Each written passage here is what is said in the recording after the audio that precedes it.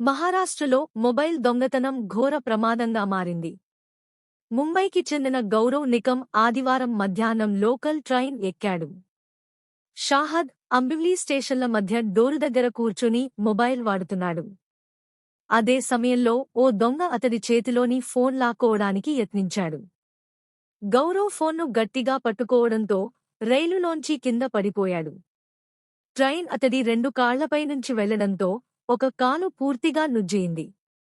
తీవ్ర గాయాలతో గౌరవ్ ట్రాక్ పక్కన పడిపోయాడు. సమాచారం అందుకున్న రైల్వే పోలీసులు సంఘటనా స్థలానికి చేరుకుని గౌరవ్ను ఆస్పత్రికి తరలించారు. ప్రస్తుతం అతను చికిత్స పొందుతున్నాడు. పోలీసులు కేసు నమోదు చేసి దర్యాప్తు ప్రారంభించారు. డ్రగ్స్కు బానిసైన దొంగలు ముఠాలుగా మారి రైళ్లలో ప్రయాణికుల వద్ద నుంచి ఫోన్లు దొంగలిస్తున్నట్లు అధికారులు వెల్లడించారు.